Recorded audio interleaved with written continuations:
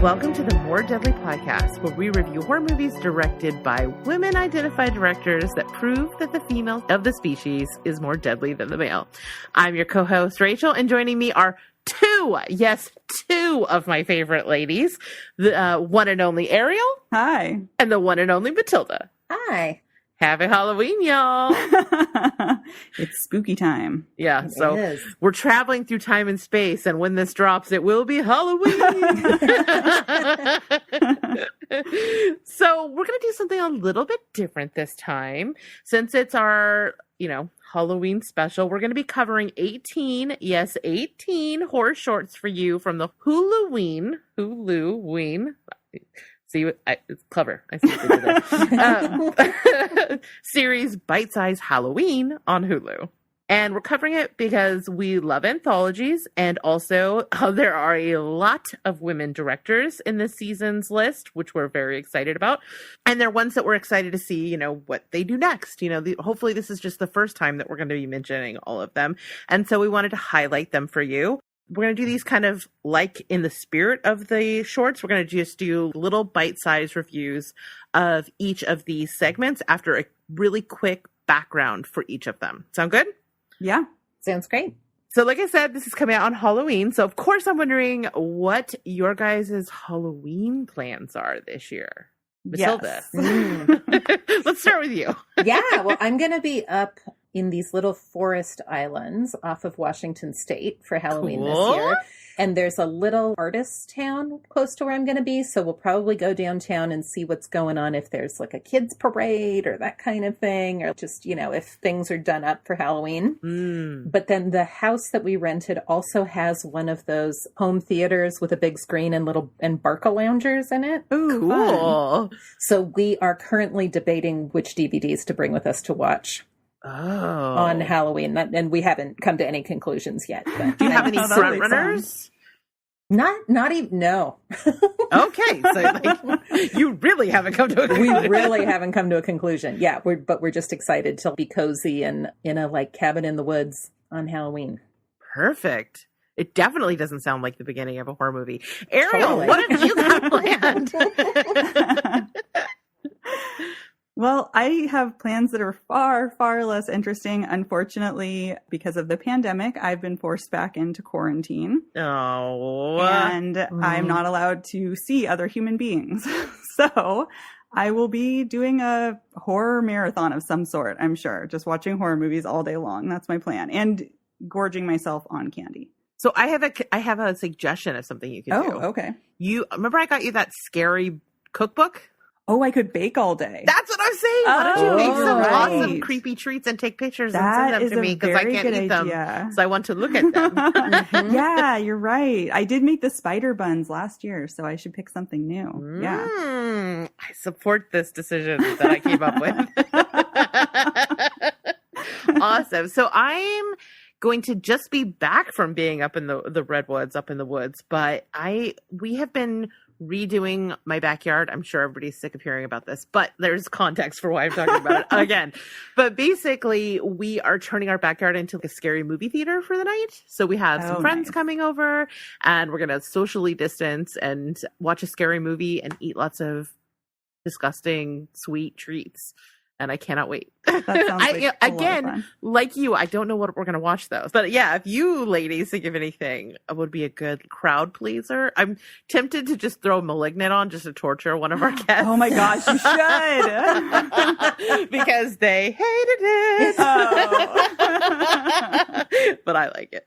But yeah, and I thought about maybe the new Halloween, but I don't know about that. So I don't know. I'll figure it out. We'll figure it out.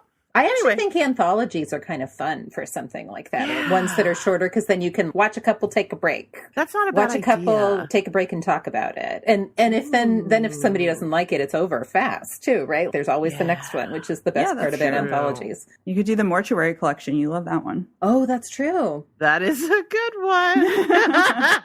I mean, I just like to watch people to react to that one. Yes. Have you seen the Mortuary Collection yet? Mm-hmm. Okay, so you know what I'm That's a referring great one.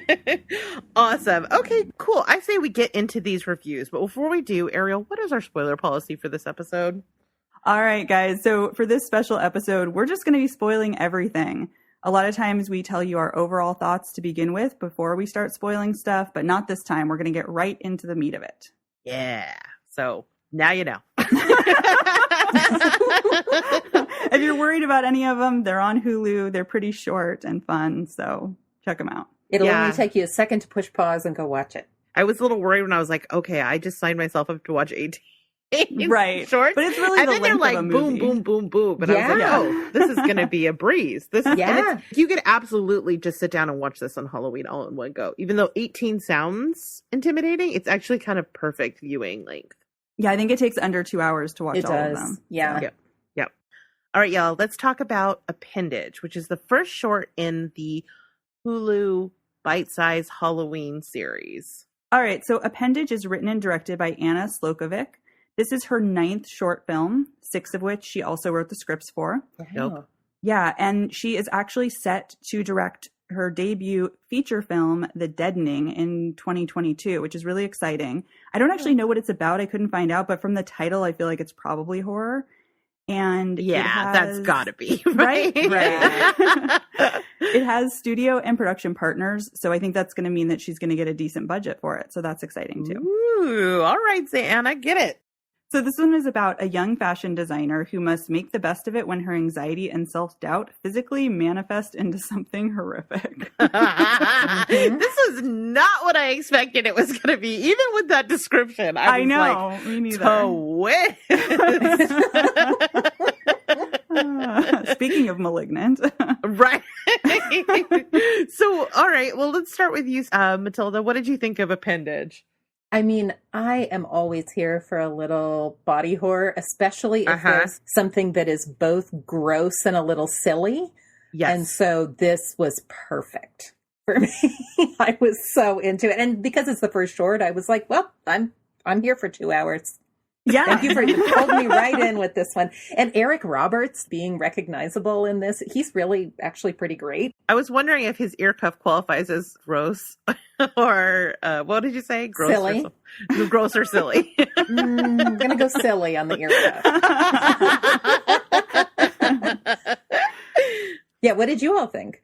I agree this is a great opener. It's just so weird. It's so awesomely weird. I loved the puppetry. I loved the kind of message about cutting away self-doubt.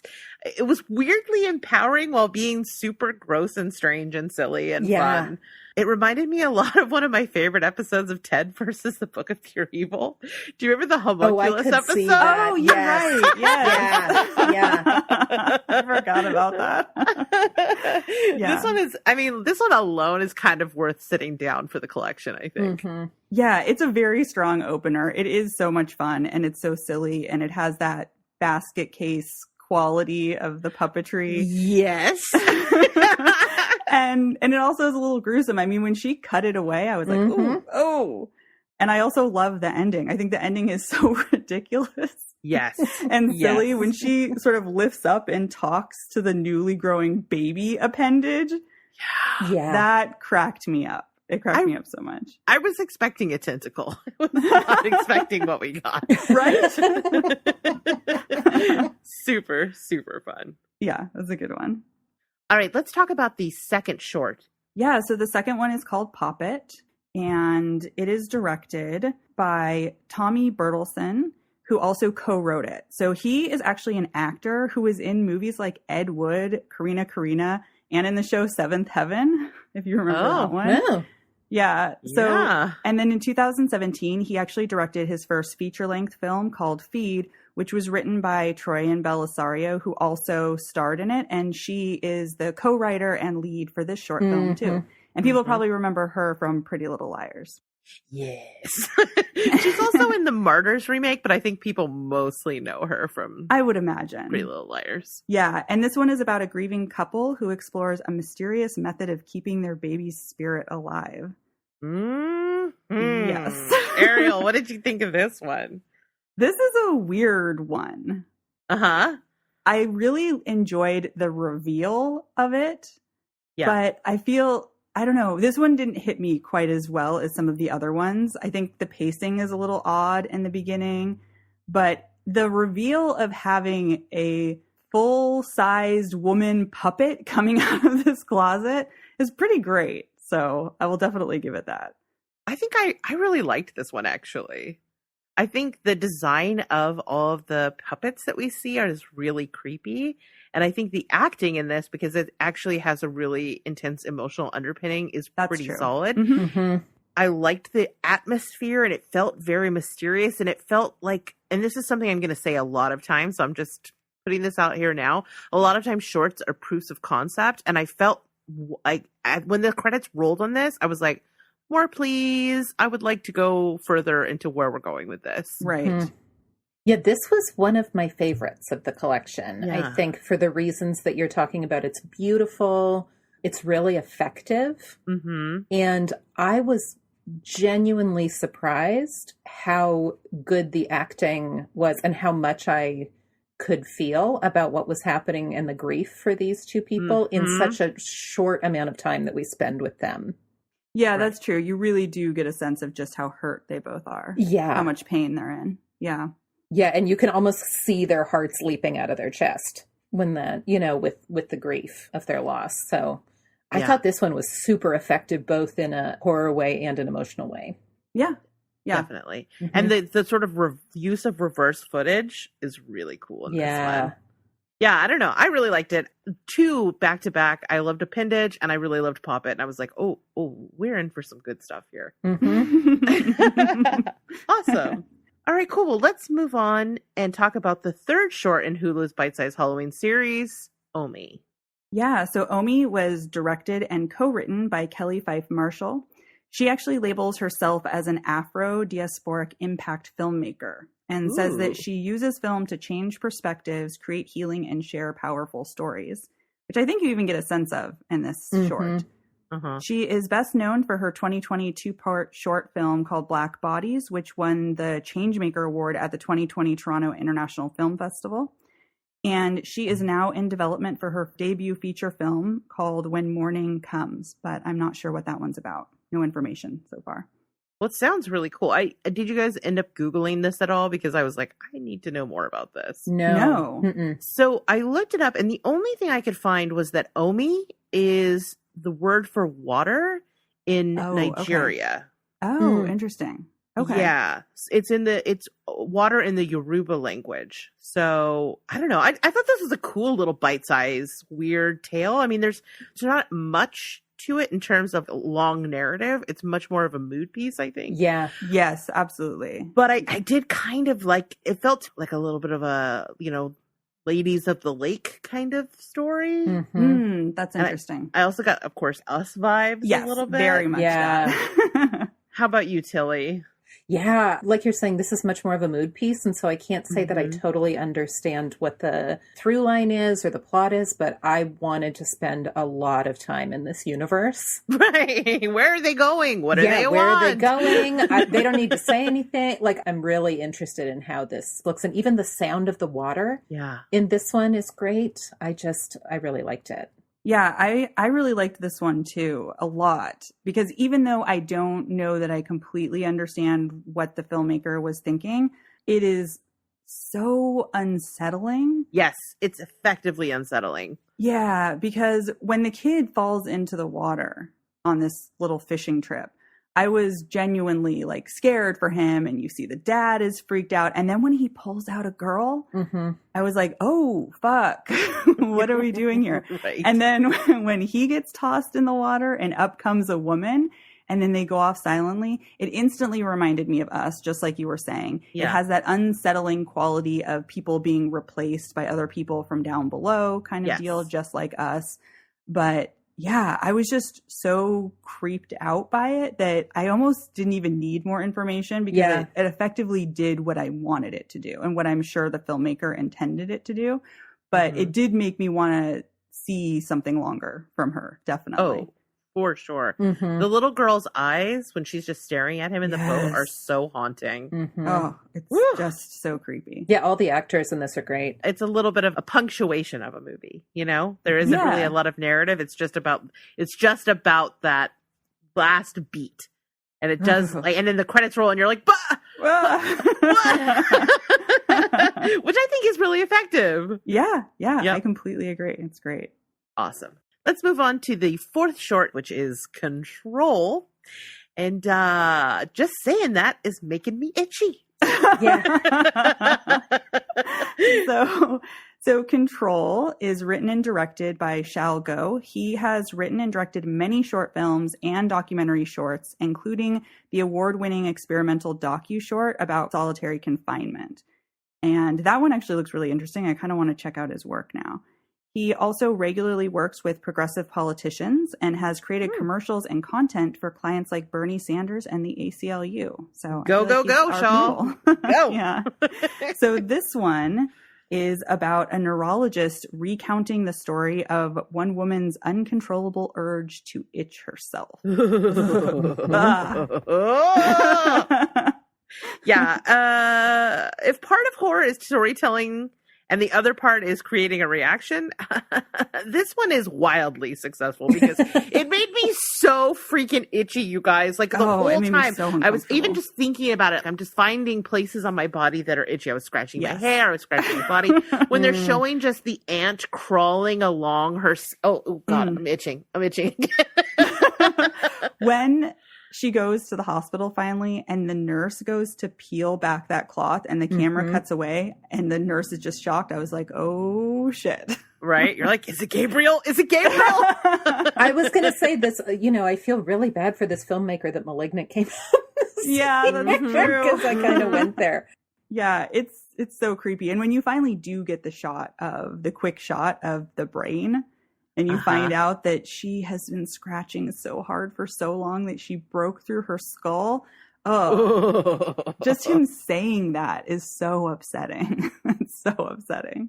Just the super cut of all the different things she's done to try to prevent herself from scratching and how it hasn't stopped her. It's so effective. So effective. Yes. And the way she has to tie herself up at the end. And hopefully that works. Nothing else did. Yeah. How about you, Tilly? Yeah, I love this kind of uncomfortable horror, but this actually pushed the limits of... Really? Oh, wow. It pushed my limits a little bit in a good way. Yeah. Like in a way that, there's often body horror stuff where everyone is turning away from the camera and I'm like Colin Robinson, eyes lit. Right. But this one, I mean, I think it speaks to how effective it is that I was, even with that ant, the bug crawling kind of stuff. And just the thought of repetitive, kind of compulsive, going back to the same spot is pretty disturbing. Mm-hmm. I'm trying not to scratch myself right now so that the mic doesn't pick it up.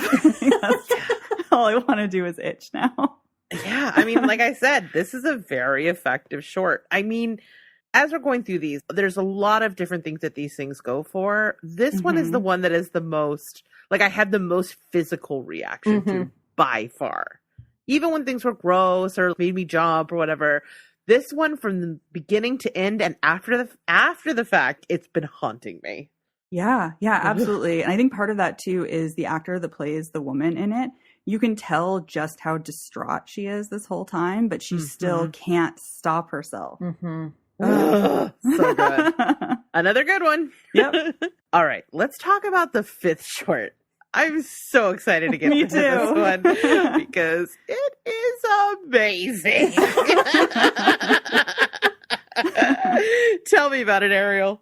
All right. So Unicorn is directed by Matt Porter, and it is co-written by him and Charles Gould, who also stars in the short. And he himself plays a bisexual character and is bisexual. Nice. Matt Porter has written and directed a bunch of short films in the past, as well as a documentary, and was a longtime director on the Chris Gethard show. Oh, okay. So Unicorn is about a bisexual man who meets an attractive couple to explore the possibility of life as a unicorn, a drama-free, emotionally non-threatening third. Oh, So good. All right. Tilly, you go first this time. What'd you think of Unicorn? Well, I love this one. This is the one that I had kind of pulled out and said, if you watch nothing else in this series, please watch this. It's so clever. And the couple with their do what you love thing on the wall is God. They're kind of Instagrammable. Everything the good vibes about them. only over the bed. I fucking died. I died. It's cute and sweet, and their fight about the YouTube tutorial. Oh my god, that was hilarious. Too far. 8 minutes. Just everybody is having a great time in this, and Charles Gould, the main actor, is fantastic. Yeah, he's great. His physical comedy is pretty amazing in this. And when the demon finally comes out, oh my god, it's so perfect and so funny. And when he uses the safe word and the demon respects it, it cracked me up so much. It's so funny. And you're right, there is a sweetness to this too. Even though obviously what they're doing is super shitty, there's a sweetness to all of it. And there's something just sort of cute and adorable. And I really love the very last shot of this where the main character comes out wearing just his underwear and socks and carrying this cheese board that they sent him home with after they tried to kill him in like a satanic ritual. And he just sort of awkwardly is looking for his car, pressing the button on his keys because he can't remember where he parked. Yes. It's so funny. And I feel like it gets at the way that in order to have sexy play, sometimes you have to suspend this immense feeling of corniness. Yes. Sure. Yeah. Right. Absolutely. But it kind of lets you feel that corniness, like when he's tied up, but he's actually tied up to some kind of weird, elaborate, decorative ladder with vines around it that he just has to carry down the hall with him then when he's like... I just loved it.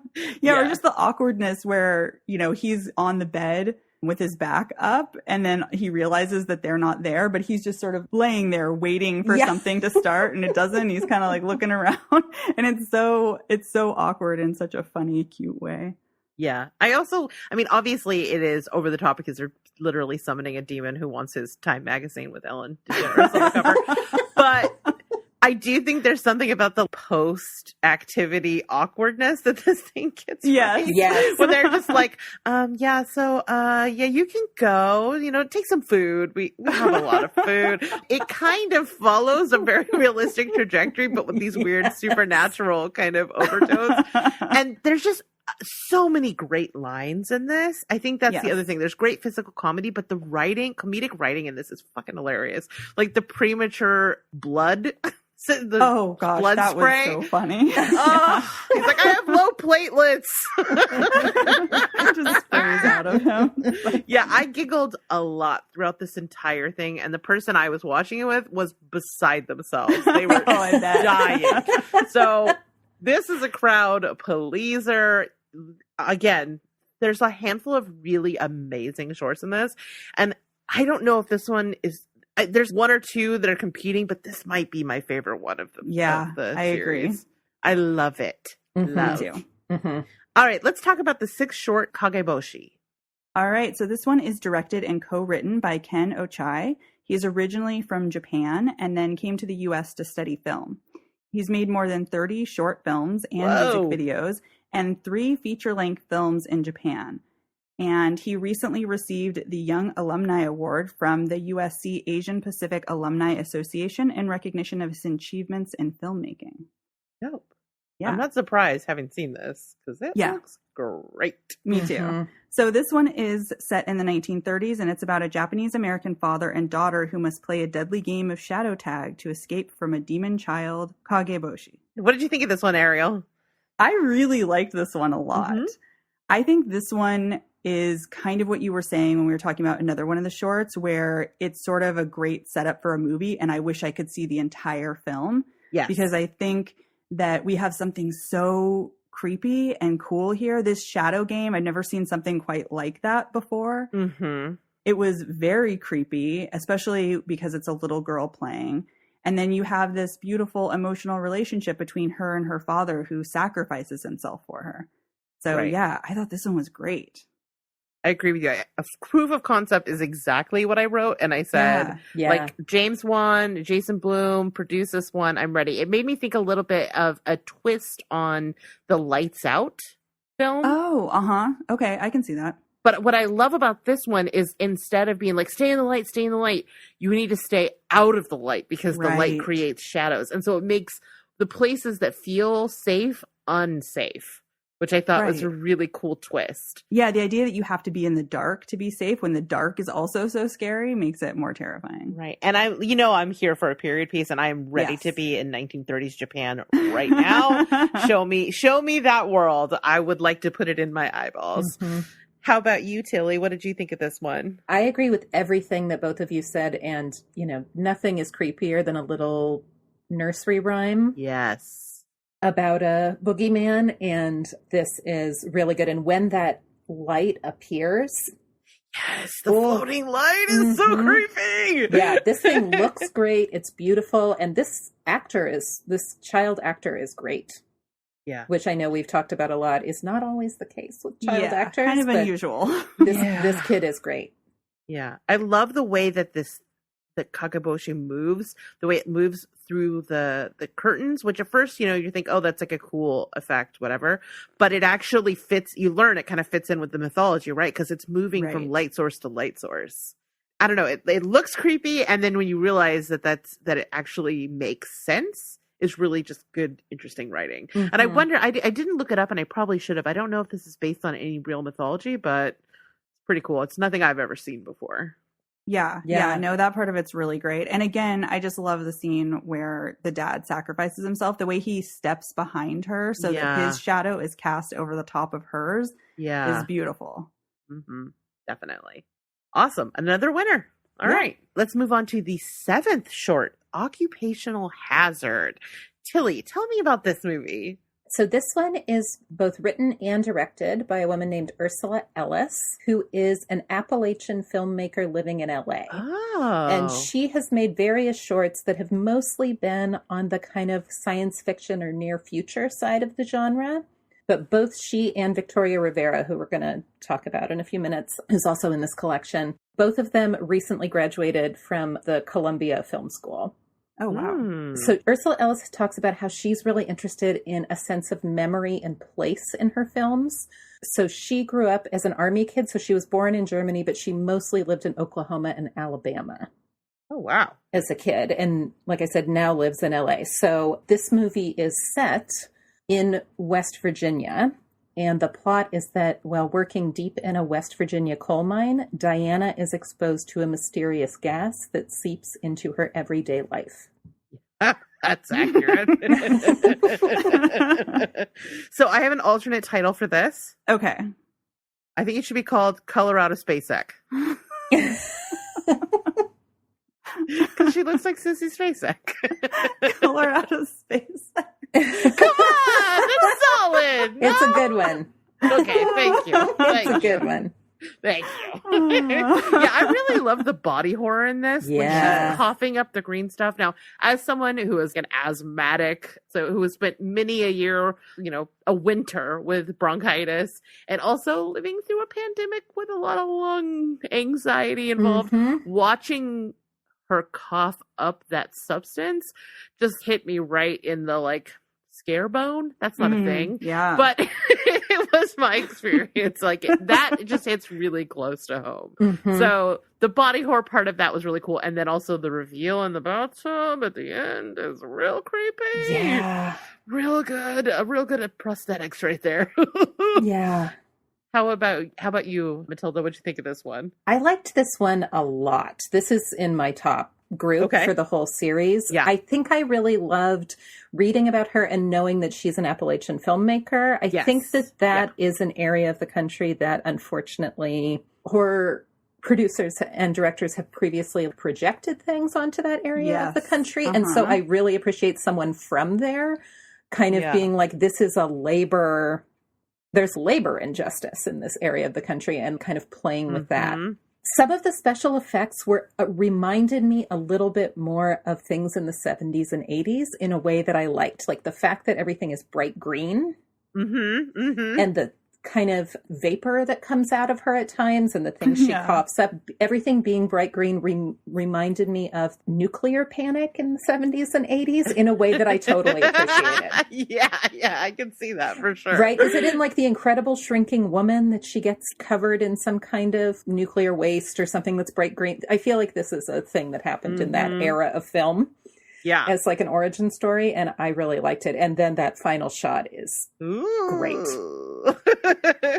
How about you, Ariel? Yeah, I really loved this one too. And I really liked what you said, Matilda, about horror films made in Appalachia, because you're right that usually it's about sort of inbred mutant mountain folks, right? We don't often get horror movies that dive into the way people are treated in coal mines and things like that. So that was super interesting. And the horror of the disability packet. Yes, exactly. The overwhelming disability packet was one of my favorite things.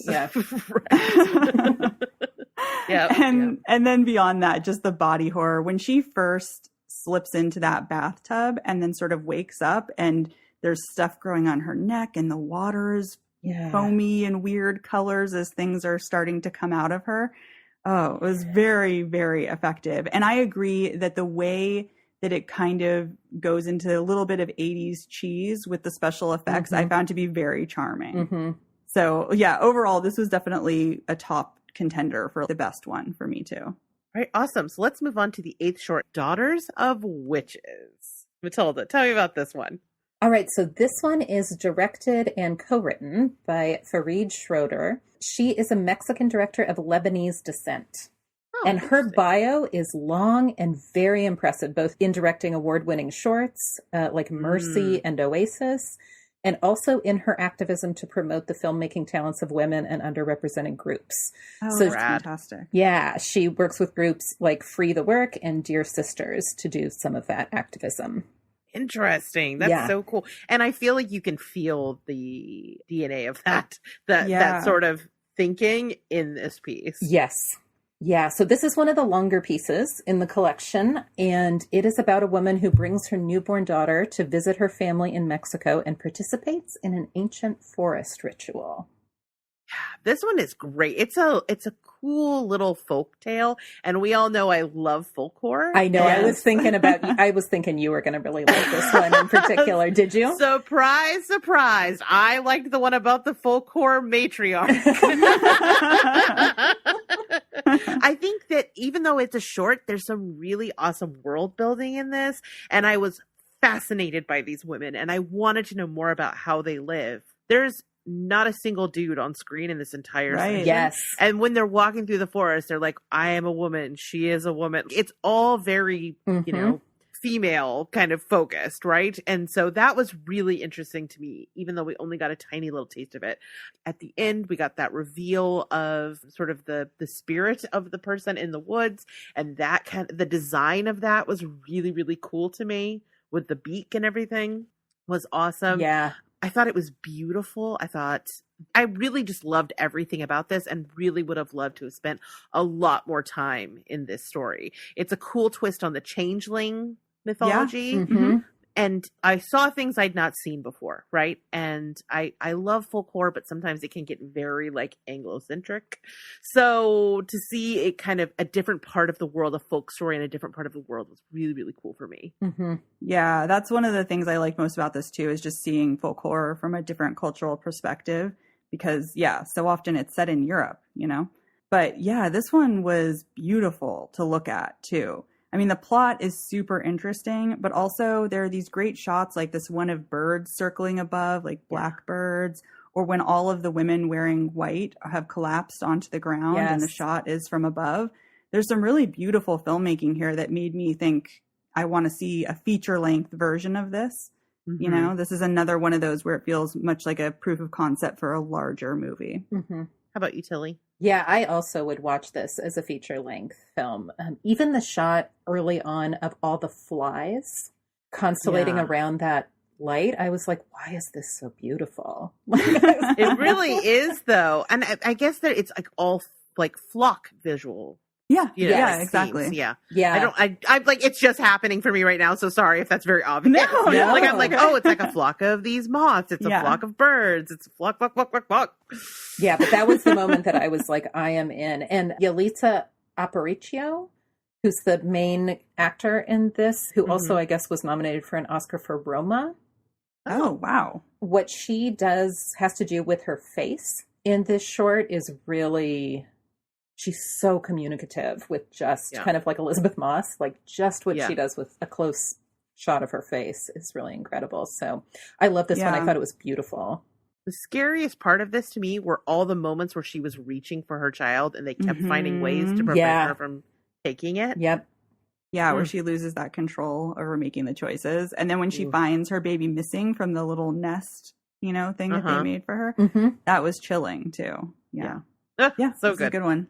Let's talk about the 9th short, The Longest Breath. Matilda, tell me about this one.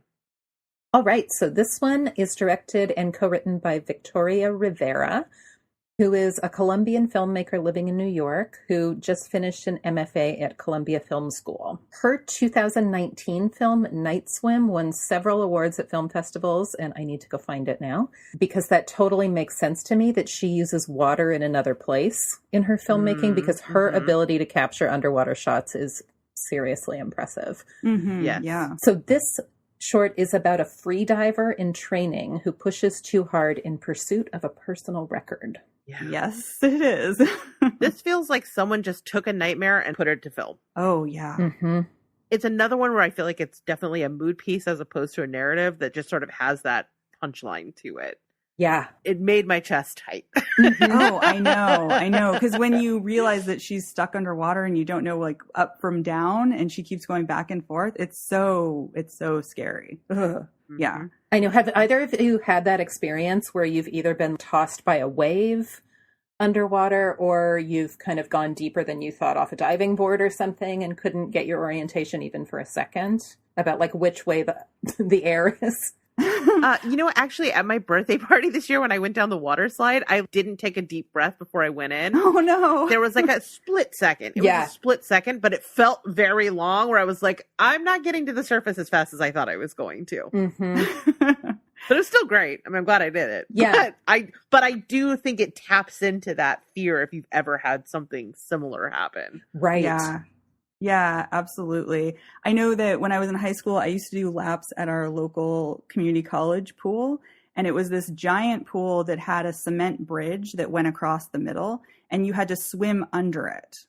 And I had a panic attack one time while I was swimming and it felt like that bridge just went on forever and I was never going to get to the other side. So I completely understand that feeling. And it definitely made my chest tight too. Because you're right, this is much more of a mood piece, but it's about that moment when it happens and she can't get to the surface, you know? And in that, I think it's super effective. It makes me think that she would do the horror, scary elements in a horror movie really well. Yeah. I also love the way this one builds tension with her ignoring the employee of that made me angry. Her just ignoring that guy. Yes. So by the time the horrifying thing happened, my shoulders were already way up. Yeah. Right. And this is a pretty quick little short, but it was my whole body was like tense by the end of it. Yeah, as someone who's like definitely had to try to get people out of a store at the end of my shift, I identified with him maybe a little more than I should have. Yeah, I was thinking the whole time, like, you're such an asshole. Get out of the pool. Yeah. Awesome.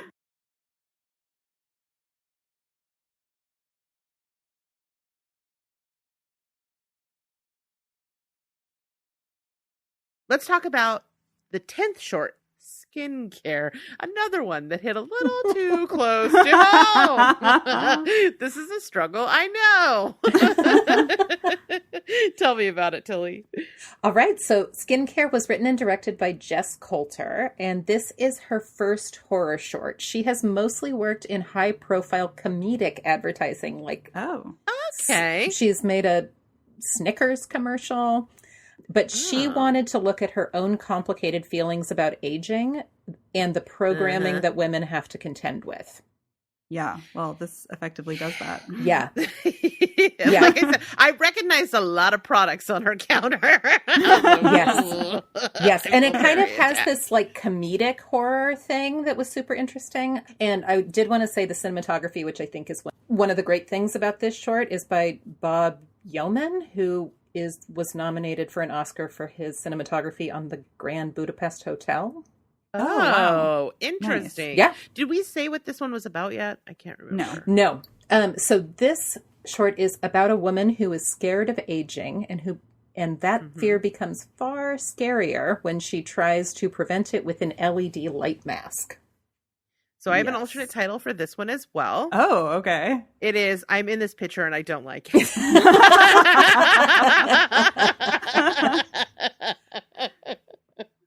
As someone with a lot of skincare anxiety, this one I was like, I feel very seen and very, very judged. I mean, I think that the director has talked about that she's kind of in her own thing about it. Yeah. Mhm. Yeah. That's you could tell. clear. Mhm. That is clear. Because like the whole staring in the mirror thing definitely is like me on a nightly basis. I'm like, maybe another serum? I really enjoyed this one. I think it has a great ending. It goes some places I was not expecting. And man, I knew that those LED masks were creepy, but I love kind of repurposing it into almost like a slasher killer mask because the effect of that red light really highlights how disturbing those things are. Yeah. Yeah, it's great because it gives you that claustrophobic feeling when she can't get it off, but then it does become a horror movie mask. It's great. Yeah.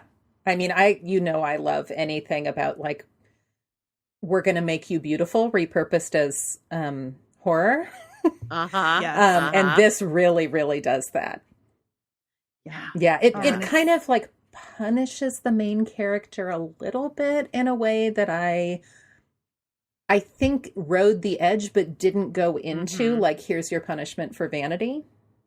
Right. Because you're so pushed to have to think about things that way because our society puts so much pressure on us as women. And so the idea that you would be punished for like falling into that trap is kind of shitty, but I don't think it totally goes that way. I don't think so either. And I really appreciated the director's light touch with that so that it didn't go into a thing that I think Hollywood does sometimes, which is like making fun of women for being concerned about their appearance when, of course, they're concerned about their appearance because they get punished for it all the time.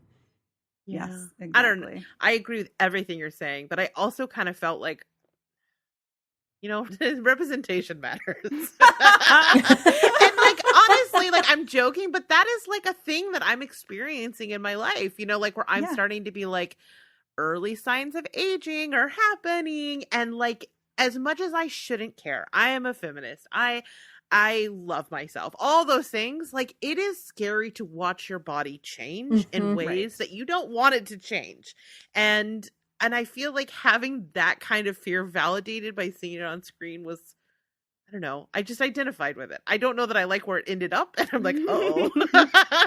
But like I was like, yeah, that is a part of my life as a woman that I don't, you know, that I appreciate seeing, like, at least, like, acknowledge that those fears are valid and that there are things that you will experience in your life. Mm-hmm.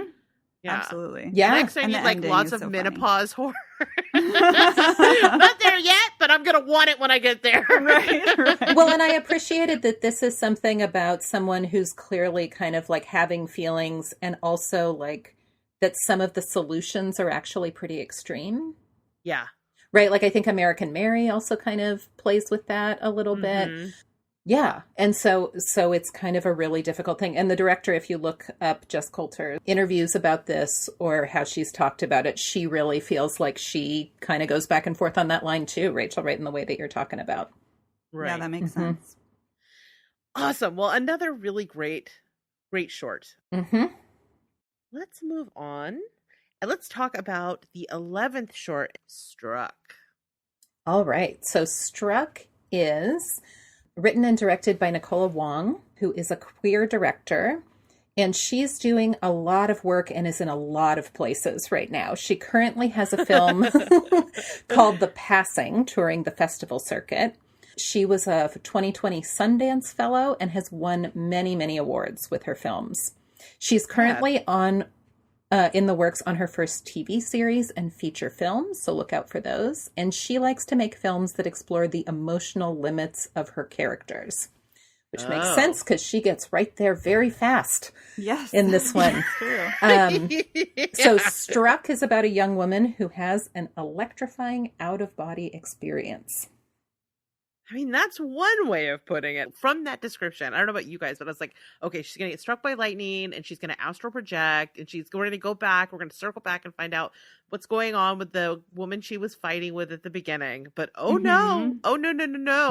It goes a aliens. Very different direction. Yeah. Which honestly, I kind of loved, right? Because it was very surprising. I was not expecting to see an alien. And I think the design of it was really cool. And I loved the effect of how it looked in her eyes. It's a little, again, another really, really short one.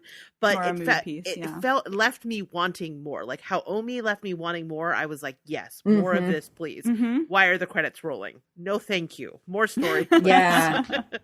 Yeah, I too was surprised when the credits rolled because I thought we were going to get more, and I was a little bit disappointed, honestly, because it does create such an interesting mood, and I did not see aliens coming. I really thought this was going to be something completely different, and that's always nice when you're surprised, especially when we, as horror fans, we watch so much. It's always refreshing to be surprised by something. Yeah, that's why I love this whole series. Is that the whole thing is just like, it's like the best buffet. You know what I mean? Like it's just like it's like the very glamorous Vegas buffet where you just get to take tiny little bites of everything. It's really fun. Now I really want to go to Vegas.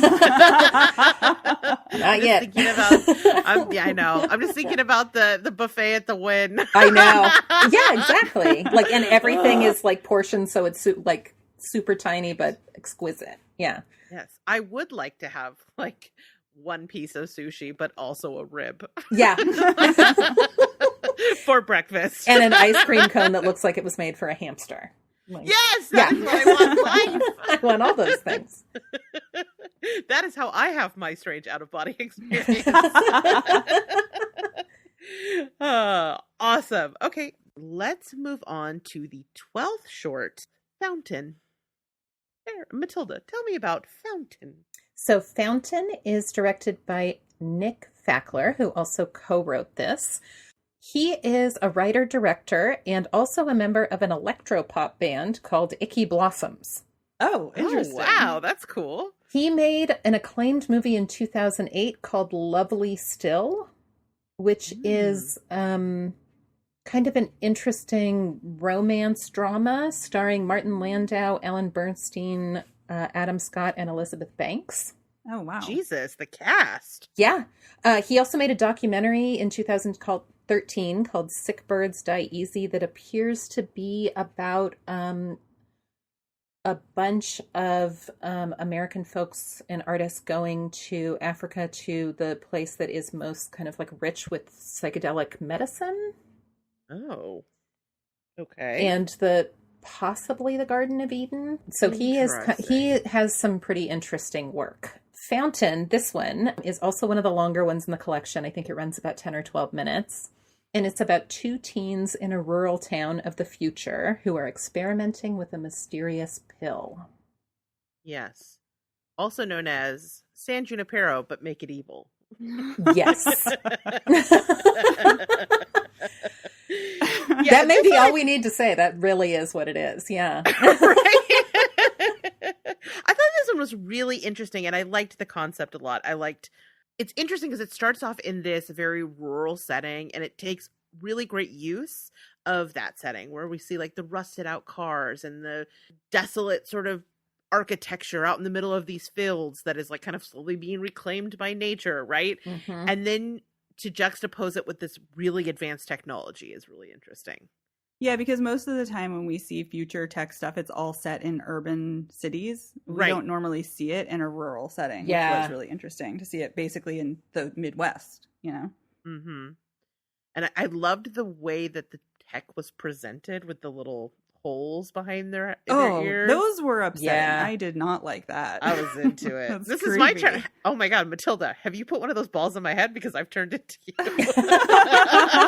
Because I'm like, yes, weird head port. You know why? Because I think it kind of veers into cyberpunk, which is an area Sure. that I'm always going to be drawn to. I know dystopian future tech is not for you, Ariel. I know. No. But I was surprised that the guy with the haircut was not the bad guy in this. What was that haircut? It was I so don't weird. know. I think that but- was futuristic haircutting, maybe. Like, I think that maybe it was the rural town of the future. We were supposed to understand that was the, like, mullet of the future. I mean, I guess it was Future sort of mullet. party in the front. Sure. It was like party on the sides, business on the top. But I don't know. I thought this one was cool. The lady who was, on the other end of that technology, really, when she starts smiling and then, does her thing, Mhm. I found it to be genuinely chilling. Yeah. Because it really kind of subverts your expectations of this like sweet old lady in a nursing home or something. And then you're like, oh no, she's the mastermind behind all of this. Right. Mhm. It's kind of, it was a really cool little twist. And I thought really creepy. Like this definitely does this thing where it like sets you up with specific kind of like visual cues. And then is like, no. That's not what we're doing though. And I like that anytime a movie does that. How about you guys? So this was not my favorite, but Surprise. I found it to be depressing in a way I didn't enjoy, but that's often true for me of near future tech dystopias. I do not care for them. And this one where it's like the horrors of growing old alone and then what you're willing to do to not have that happen to you and to like take back some control in your life. I understand it's interesting. It just hits me in an emotional way that I don't enjoy. So it's nothing against the director or this film necessarily, but it just wasn't my favorite. I also think, and maybe this is just me, but that it got a little confusing in a couple of places exactly what was happening until we got towards the end where it started to make sense again. So, Mhm. Yeah. You don't like watching the elders steal the future of the youth because it's our reality? Is that what you're saying? yeah, I mean, that's why I don't like this kind of thing. It's too close to reality in a way that I just find upsetting. Yeah. So it's not for me. How about you, Tilly? Are you team Rachel or are you team Ariel? Pick a side. I feel like I'm actually a little in the middle on this one. Because it did have some of those like Black Mirror elements that I really loved, like the head port and the setting was really cool. And I really, really loved the silent, when the elder woman like does her thing and it's totally in silence and it's bloodless because you're with her. I thought that was super effective. Yeah. But overall, there was something kind of self-conscious about this one and a little confusing that I felt like some of the through line got lost for me at times. Yeah, exactly. But overall, I liked it a lot. Nice. All right, cool. All right, let's talk about the 13th short, The New Nanny. All right, so let me tell you a little bit about this here joint. The New Nanny was directed by Bridget Maloney, who is a Los Angeles writer, director, and actor. Prior to The New Nanny, she directed a short called Blocks about a young mother who starts spontaneously vomiting toy blocks. Oh, cool. Which sounds rad. Yeah, I want to see that. It was made part of AFI's directing workshop for women and premiered at Sundance in 2020 before playing at over 55 festivals, including South by Southwest. So she's kind of a big deal, is what I'm saying. She also has her master's degree in psychology and specializes in couples and family therapy. That totally makes sense to me. Right? So the synopsis for this one is, with a little magic, a new nanny helps a non-binary child deal with the bullies and find self-acceptance.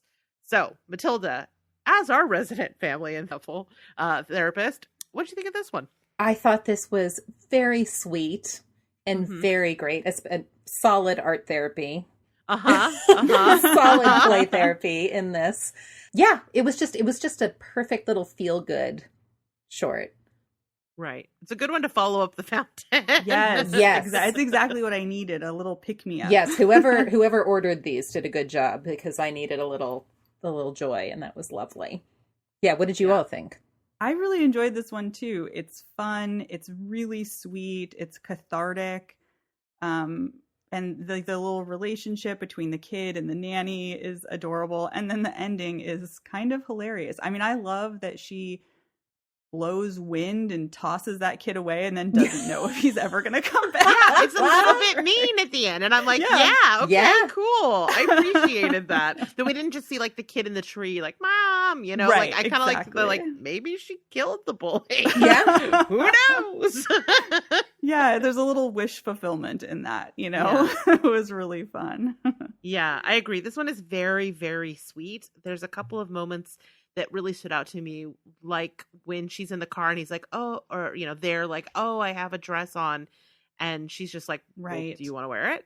Okay, cool. Mhm. You know? Yeah. That. Yeah, and Especially with people a need little to- kid. Mhm. Especially with a Right. little kid, Mhm. you know? Right. Because I think adults need to be reminded sometimes that Uh-huh. being supportive and being kind and allowing kids to explore is really important. And you can forget that being so jaded, you Yeah. know? And I just love any time you have a little story of like outsiders finding their people. Yeah. Yeah, That's sweet. exactly. And Nanny is style goals. When she showed up with like the big picture hat, I was like, and I'm in. Yeah, I thought this was sweet. I like this Yeah, one. it's Mhm. a fun one. All right, let's move on to the 14th short. Red is the color of beauty. This one is directed by Beck Kitsis, and she is a writer, director, and producer focused on developing emotionally charged social impact stories, which is Ooh. basically when I'm from now on, I know how to describe the movies that I want. Like when someone's like, Mhm. "What kind of horror movies do you like?" I'm going to say ones that are focused on developing emotionally charged social impact stories. Yeah. She's also a member of the LGBTQIA Two Spirit Plus community, and she was selected for the 2019 Sundance Screenwriters Initiative Fellowship and is a member of Film at Lincoln Center Artist Academy at the 2019 New York Film Festival. Oh, wow. Those all sound very impressive to me, and Yeah. I'm very impressed.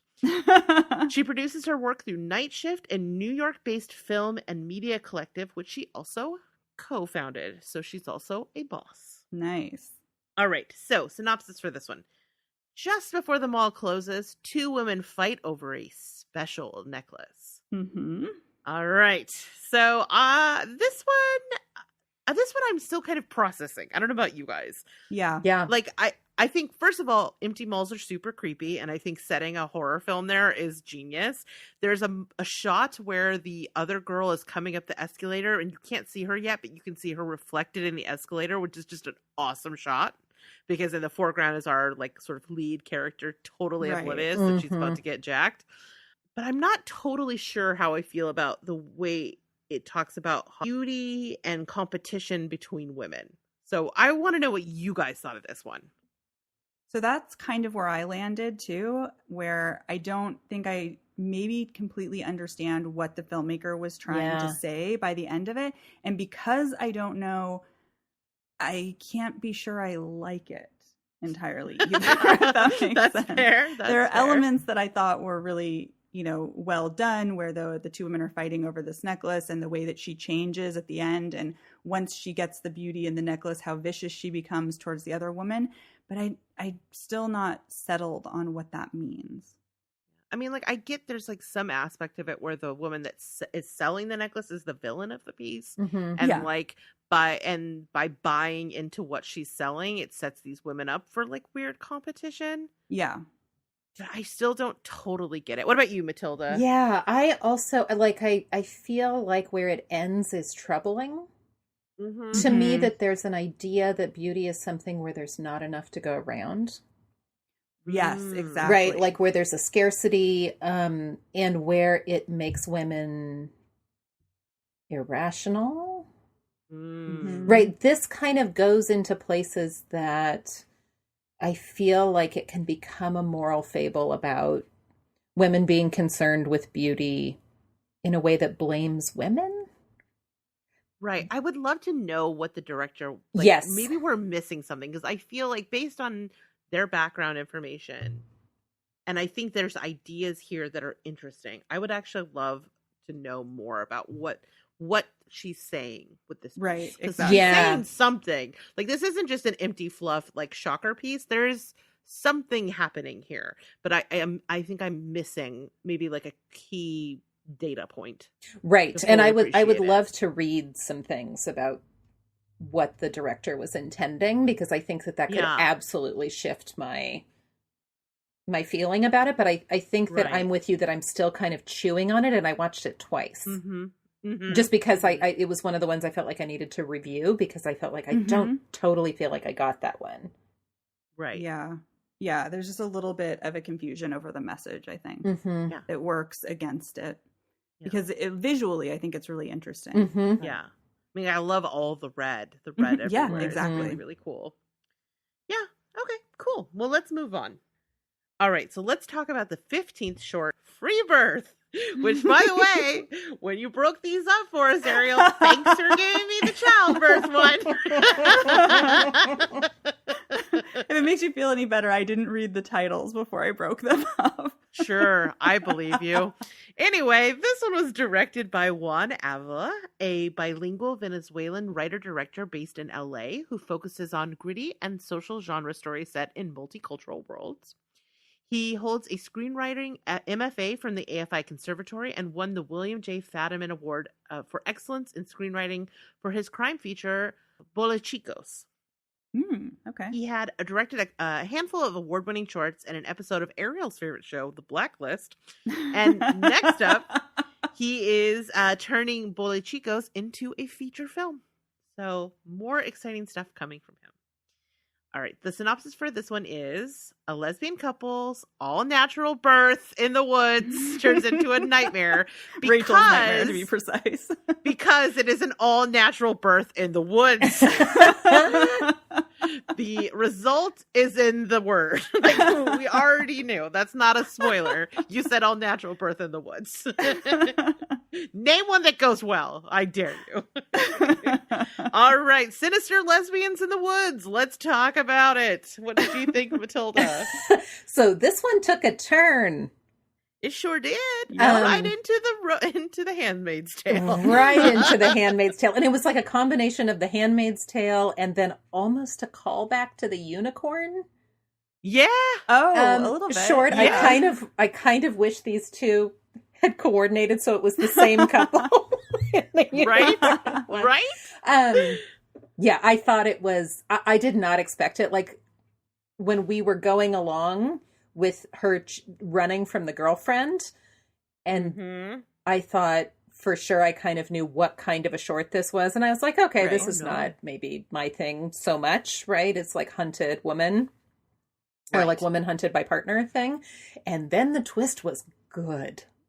Yeah. It's a good As soon twist. as we saw that yurt, I was like, oh, you're in danger, girl. Yeah. Go back to your partner that was popping tires. You were better off. Yeah.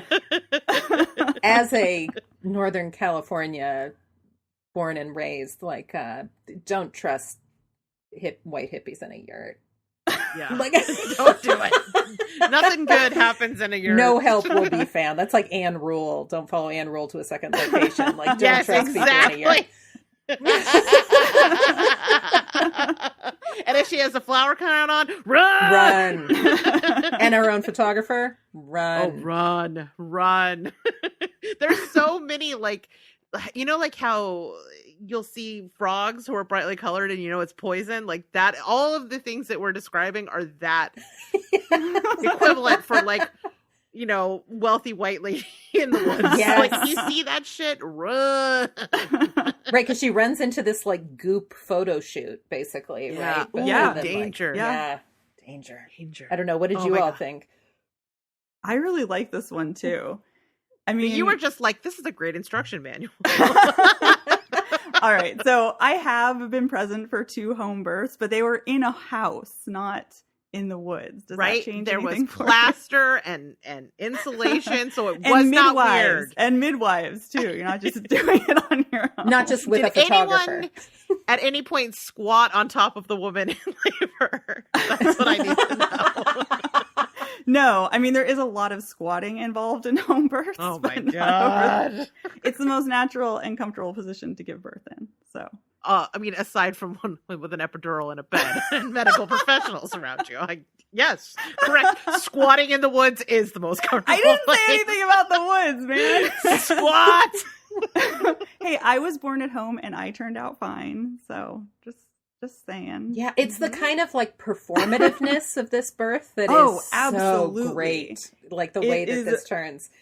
Yeah, it's so great. And I also thought that when you see the tire slashed and she notices it happening, and that's when you realize things have taken a very bad turn. Yes. And then when she has to accept help from her partner, even after that, because a contraction has started, it's chilling. And then you think, like Matilda said, you know what it's going to be about this woman being chased through the woods by her evil partner, and instead ends up with this terrifying other scenario. Yeah. Which was great. And the way it ends with the woman posing with her baby on the front cover of a magazine. Ooh. Oh boy. Yeah. And the squatting over her pregnant belly while she's in the middle of labor was very upsetting. Very effective. I will say that. Yeah. At first I was a little like, ugh, sinister lesbians, great. Sure. This is not a trope I enjoy. But by the end, it had me. Yeah. Yeah, and that it's kind of a pretty great critique of like the unseen, like what's unseen in that like sanitized white like au naturel culture. Yeah. Right, that really fake natural Gwyneth Paltrow. Yeah, like the Whole Foods culture. Yes. Right? Like who's being hurt, who's being unseen, who's being sacrificed to that. It was pretty great. Yeah, and I who's really liked capitalizing on it. Yeah. Mm-hmm. Yep. This is another good one. Even with all the birth. All right. Cool. All right. So let's talk about the 16th short. It's Bear Girl, which is not the like larger hairy lesbian's tale that I was hoping it would be. I'm just gonna put that out there now. Don't give me Bear Girl and then not give me a girl bear. Anyway, so this one is directed by Chris Moduno, who is a self-described New York filmmaker living in Los Angeles. His work is rooted in his strong comedic sensibilities. He is also on the roster of Hungry Man Productions and has directed several commercials, including the Untold campaign for AT&T and the Tribeca Film Festival. Chris teaches screen acting at Stone Street Studios' exclusive Tisch Drama immersive program and screenwriting at New York Film Academy, Burbank, and in the professional program at UCLA.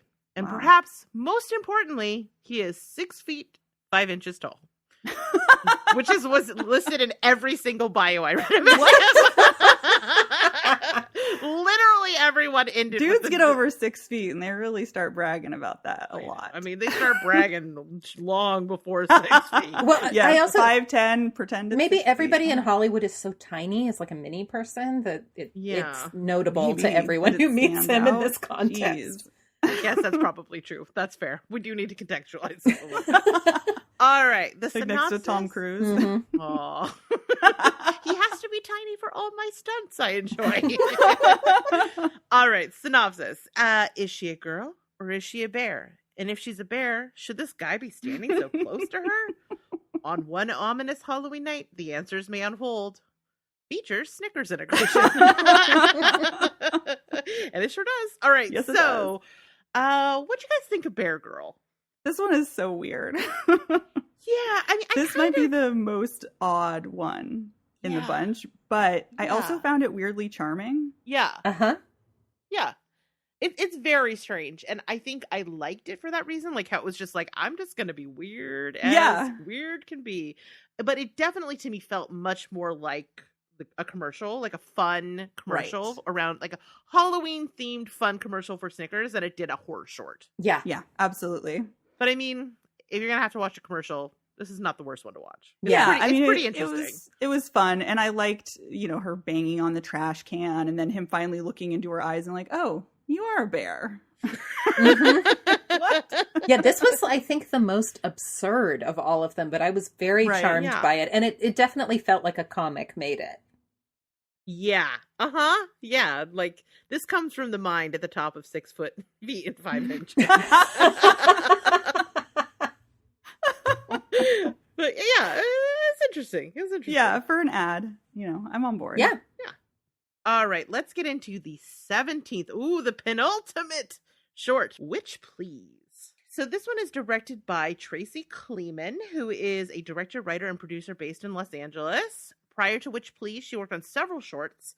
She also worked as the assistant to James Wan on the DC Entertainment and Warner Brothers studio blockbuster Aquaman. Oh, okay. Okay. Wow. Yep. She actually spent the majority of 2017 in Australia filming that project. And while she was there, she was able to make some shorts of her own. And next up, she has a feature, I think her first feature, called Claire, about a single mother who is struggling with an opioid addiction and discovers a malevolent being living under their single-wide trailer that she must fight to protect her family at all costs. Oh, that sounds interesting. Mm-hmm. Right? It starts out, you're like, ooh, depressing. And then by the end, it's like, ooh, I'm watching that. All right. So this one is in anticipation of a first date, an insecure woman. Why she gotta be insecure?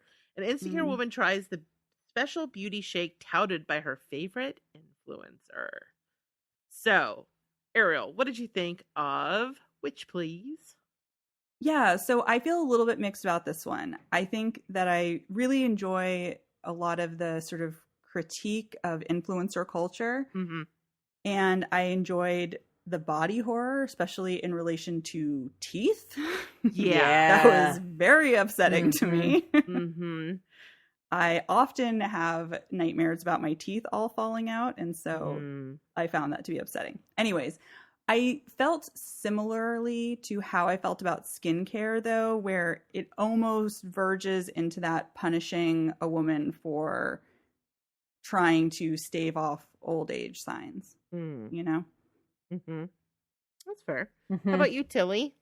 Yeah, I think I agree with Ariel that this one has some very effective stuff. I love anything about teeth coming out. Yeah. And that the first teeth are bloody and the second teeth are these like white fake teeth that come out are so cool. And it was very sweet, but it does rely, the ultimate, like the end shot does rely on like, it is horrible to be a not beautiful woman. Right. Mm-hmm. With a sagging larger body. Yes. In a way that I don't know if that kind of undercut what the director was trying to do. Mm-hmm. With this. I think that's fair. Mm-hmm. Yeah. I mean, I love the transformation scene, that it almost veers into like werewolf transformation territory with the body like reorienting and the ribs changing and the teeth falling out and the new fangs coming in. And the wig coming in. In this case, they're like the veneers. Yeah. Yeah. Everybody has those big old chiclets now. No, thank you. Oh my God. But Wig Cop was just on high alert. I was wondering how Wig Cop did with this. Yeah. I was like, if you're going to tell me that she has had a beautiful makeover, you need to get some like actual, like a nice lace front human hair. Like this Party City situation is not selling it for me, but that is a me preference. That's not really a fair critique of the short. That is just something that I struggle with because I watch a lot of drag queens and I know that better hair exists. Anyway, yeah, I think all of your critiques are totally fair and correct. But what saved this for me was those transformations. Visually, the body great. Horror was great. What it has to say about women and what kinds of bodies are acceptable, not so great. Yeah. And the sort of the like twist of the knife of like, you looked great. Why'd you do that? Mm-hmm. You didn't need to do that with the guy. Like he would have liked her how she was. Kind of feels like a little like dummy. You didn't need to do this. Mm-hmm. Yeah. But I don't know. I guess there is some sort of you can also look at this in the perspective of like love yourself as you are because you are like worthy of love without changing for someone. Right, but only if you were as beautiful as that woman was at the beginning of the movie, even before she transformed. Yeah, I guess that's true. Right. There's that kind of like, Because you can't love yourself at the end. right. Like, that's not part of right. Because now scenario. you're kind of clearly horrifying to look at, right? There's it's kind of like, it reminds me of things like botched plastic surgery websites or things that like kind of capitalize on, let's laugh at women who were taken in by something. Yeah. Yeah. Right. Yeah. That's fair. I think that's fair. I was trying to silver line that shit, but but knocked it right off my cloud. I mean, I do agree that I would be interested to see something else she did because the body transformation is so spectacular and interesting that I think, maybe if she had more time to clarify messages or whatever, it could be something pretty great. So yeah, and I did love the influencer who was like, "Stay beautiful," it's like a warning and a curse. Yeah. So I do feel like the intention of this was just a little different than what came out, but I really appreciated the intention of this. Yeah. I think that's fair. All right, let's talk about our very last short, The Uprooted. Now, this one was directed by Anne Marie Pace, who is a writer and director raised in Tennessee, but currently based in Los Angeles. She's Mexican-American and bisexual and says she's drawn to stories of identity and discovering your inner truth when you don't just fit into one box.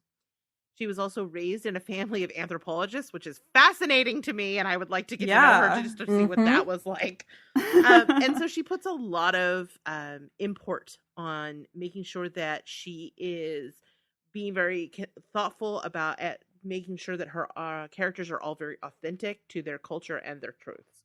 And she tries to tell stories that are from a multicultural perspective to help bridge kind of understanding. And I think you can kind of see that in this in terms of the way that this short is cast and like, the fact that it is like queer women, like definitely clear that there is like a lot of intersectionality that's happening in this short.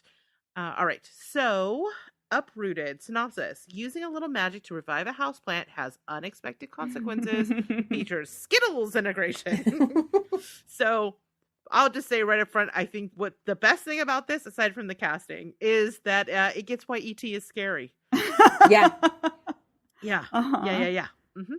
So this one again felt more like Bear Girl really felt more like a really fun Halloween time ad commercial. Yeah.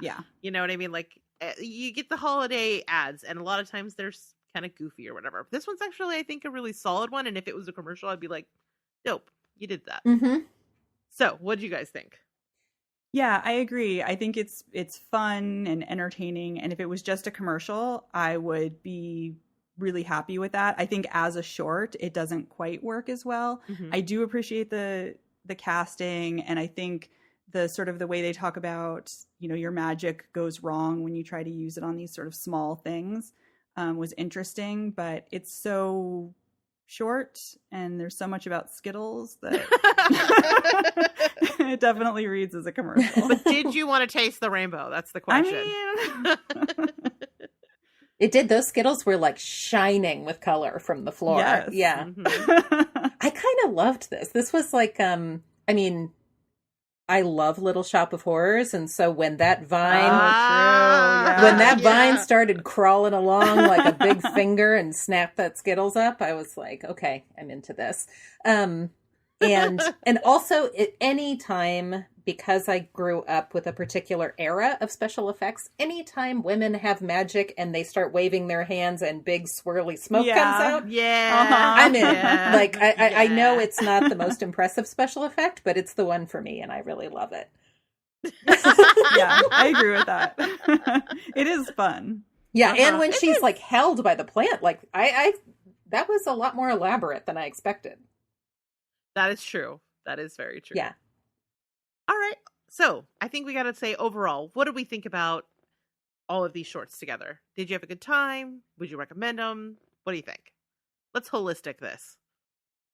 I love them. I just love this level of commitment in horror is very refreshing, right? Often the setup in a feature-length horror movie is so enormous that you lose interest potentially, or you have to fight through something before you get to quote unquote the good part, right? Yeah. And these directors have to do it pretty fast. And so I just love that it's like this little sampler.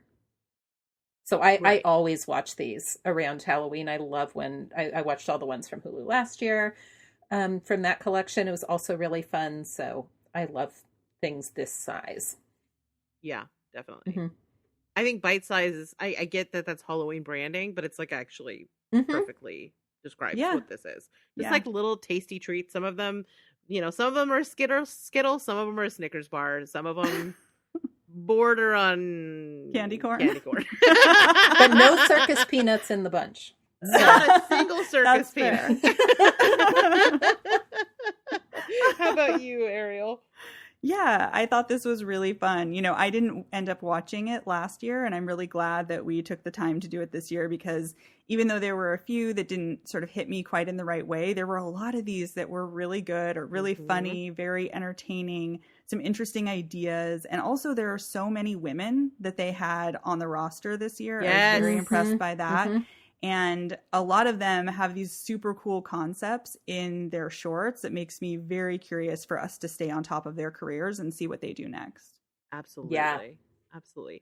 For me, I feel like sometimes I'm guilty of letting the busyness of life prevent me from like getting into the holidays the way that I want to. Yeah.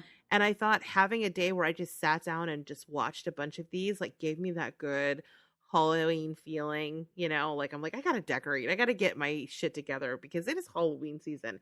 And so this is kind of a little bit, even though I know we're doing things for the podcast, like it's all labor of love, but labor nonetheless. Sure. And this was just kind of like a moment of like, oh yeah, it's spooky season. Yeah, it's like a little treat. And the fact that some of them are like more charming than scary, but some of them are genuinely scary gives you that whole variety of the season.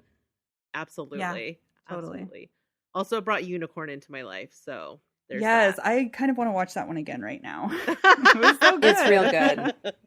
I'm so glad you two like that one. I love that one. Awesome. All right, well, let's wrap it up.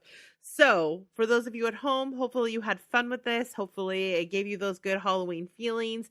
Let us know. You can always drop us a line at Rachel@zombiegrrlz.com. That's GRRLZ.com. Or you can come chat with us over on the Zombie Girls Facebook page. Leave us a review on Apple Podcasts or wherever it is that you're getting your podcasts. If you're looking for other spooky things to help you get into spooky season, you should check out our video on demand and streaming calendar on the Zombie Girls website, where we keep track of all the spooky doings that are on the streamings and the VODs. And right now, homie, there are a lot of them. So you have a very large selection. May I suggest Slumber Party Massacre? I'm just saying. Yes. I'm just saying. And if you want to get some new spooky gear for this season, why not rock out a new More Deadly t-shirt? You can do that. Check out our merch at zombiegrrlz.com/merch. And if you love us and want to support us, as always, you can do so by joining our Patreon. Right now it's October, so we have like a very special going on. Today's I guess technically the last day. Although I might be nice and let some November 1st season, because you never know with time zones. But for this month only, at the $1 tier, you can get in our Discord, which honestly is my favorite perk, right? We're in there all the time. We're super active. We're super friendly. Everybody's super cool and would love to get to know you. So join our Patreon at the $1 level or above and come hang out. Or if you're already a patron and you're not in the Discord, get your butt in the Discord. It's dope. And one last thing, if you want to follow us, you can do so on Twitter and Instagram at ZG Podcasts, plural. You can see all of our memes, and if you're already following us, you know that we've been putting these out all month. You never know what's going to be on Twitter. It's very exciting stuff. So yeah, that's it for us today. Thank you so much, Matilda, for joining us. Thanks for letting me sit in. Here. Yeah, it was great. Anytime. We'd have you on every week if you weren't busy. I was really So- excited to do this one because these are some of my favorite watches at Halloween. Always are all the little shorts that come out when there's so much content at Halloween that this just is like the perfect little. I feel very accomplished after I've watched them. Right? You're like, I watched 18 films, so I win Halloween. Right, and think about like when I think about like all the directors, I'm so excited to see what's next for them after this type of thing. I feel like this is a really cool way to experience some Halloween with low commitment. Yeah, well, we definitely couldn't have done an episode on shorts without having Matilda, because I feel like you're the resident shorts expert on the Zombie You Girls really Network. are. That is correct. Yeah, I will give you one more recommendation, which is to go to Shudder and watch one called White Girl. I just want somebody else to watch it so we can talk about it. It's a British short. Shudder has started to do some shorts every so often. And I get a lot of them recommended to me. If you watch one, they'll all come up in your recommendations. Nice. Where you're like, that sounds interesting. And then it's like 5 minutes. So you're like, yes, please. It's easy. White Girl Shudder. I'm looking it up. I'm excited. Okay, cool. All right, Ms. Ariel, why don't you take us out? All right, guys. Thank you for listening to this very special Halloween episode of the More Deadly podcast. We hope you enjoyed our little bite-sized mini reviews, and we'll be back next time with some other cool stuff. Bye, everyone. Bye.